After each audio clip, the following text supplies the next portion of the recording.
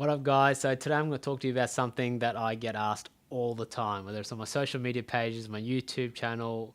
I always get asked this question. I see it pop up is, Uzi, how do I deal with nerves?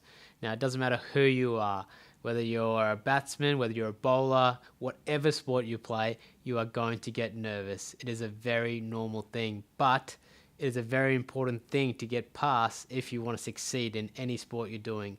So today we're going to discuss nerves, and I'm going to teach you how to get better at them. So first of all, the most important thing I want you to understand is that everyone gets nervous. Doesn't matter whether you're playing club cricket, whether you're playing international cricket, everyone gets nervous. Now, Mike Hussey, one of my good mates, one of the greatest cricketers to have played the game, he was always nervous. And he even talked about it, said, Uzi, that sinking feeling I get in my guts. This is a guy who averaged 50 in test match cricket, and he was still nervous. So to put it into perspective, it's very normal. When I look at other cricketers, someone like Nathan Lyon, one of the best off spinners Australia's obviously produced, he is one of the most nervous blokes I met before a game. He's always trudging out there, looking around. You can tell he's nervous. Does it hinder his performance? No. Did it hinder Mike Hussey's performance? No, absolutely not. I'll give you another example. Brad Haddon, also a great keeper for Australia for a long time. He used to vomit every time he went out to wicket keep. Every time. Did it hinder his performance at all? Absolutely not. You see, this is the point I'm getting at, that everyone gets nervous. It doesn't matter. You just have to find a way to deal with the nerves to be able to perform. And that's what it comes down to in the end. How do you as an individual deal with those nerves to get the best out of yourself? So you might be asking yourself a few times and wondering, why do we actually get nervous? It's actually very simple. The fear of failure. Doesn't matter who you are, everyone has the same fear. Now your body is very smart. Your brain is very smart. It knows how bad that feels when you fail. We all know how it feels. You don't get runs, you lose, you don't get wickets, all these things combined. That fear of failure is what makes you so nervous. It's the way your brain protects you from saying, oh, look, that feeling's really bad, so I'm going to make you feel really, really nervous, so hopefully you don't do it. So hopefully I'll push you away.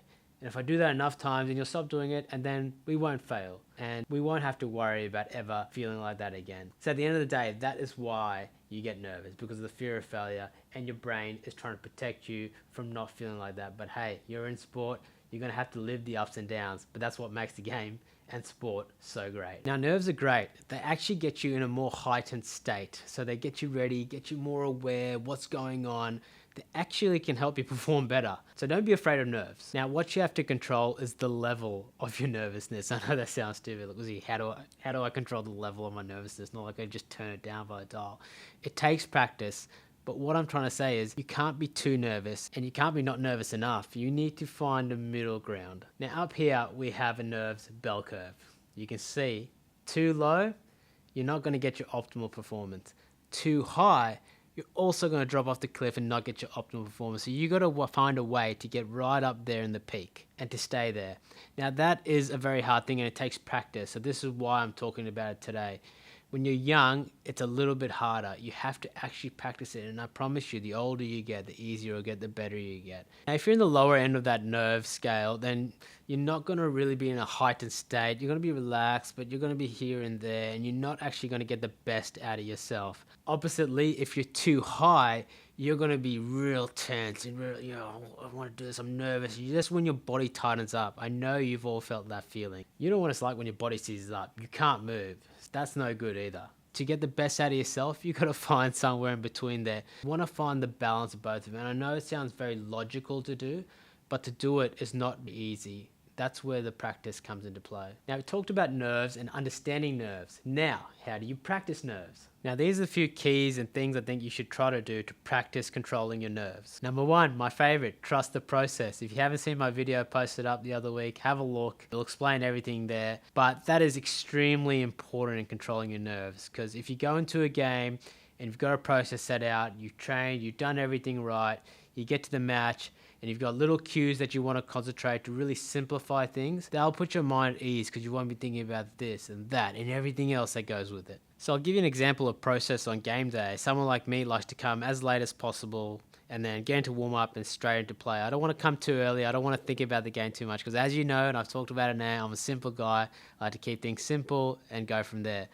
Someone totally opposite to me is someone like Marnus. He comes in 2 hours early, goes have a hit, looks at the wicket, goes around, does things. He's the kind of guy that needs to come early, get that stuff all sorted out. So then when the game time comes, he's ready to go. There's no right and wrong. It's whatever works for you. So work on your process. The second point, which is linked to the first point, is control the controllables. Now, it's so important because you can't control whether you get 5 for. You can't control whether you get 100.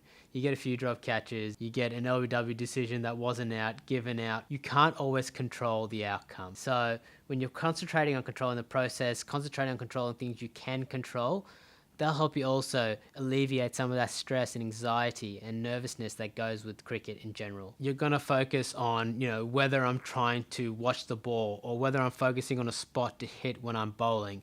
Certain little things that you can control to hopefully get you the best outcome. And when you start worrying about the controllables and what you can do, your brain automatically goes away from the one thing that's going to make you nervous that I talked about, the fear of failure. The fear of failure comes from the outcome. To try to avoid thinking about it too much. Controlling the controllable is one thing that's helped me out massively. I remember when I first started playing for Australia, I really, really struggled with the nerves, with the anxiety.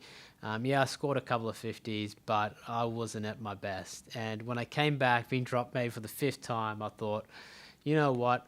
I'm just going to enjoy my cricket. I'm going to play the way I want. I'm going to do what's right for the team. And you know what? Not worry about the outcome as much. I'm going to go out there and do what I do, and whatever happens is going to happen. It's meant to be.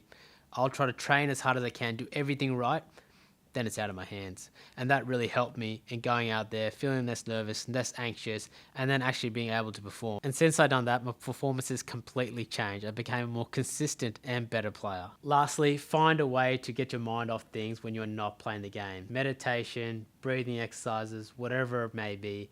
For me, I pray. That helps me get my mind off things, helps me relax. Other things I do, play golf, spend time with my family, whatever I need to do to help my mind relax so I'm not snowballing, getting more and more anxious. So when the time comes to play the game, I'm at a super high level of nerves.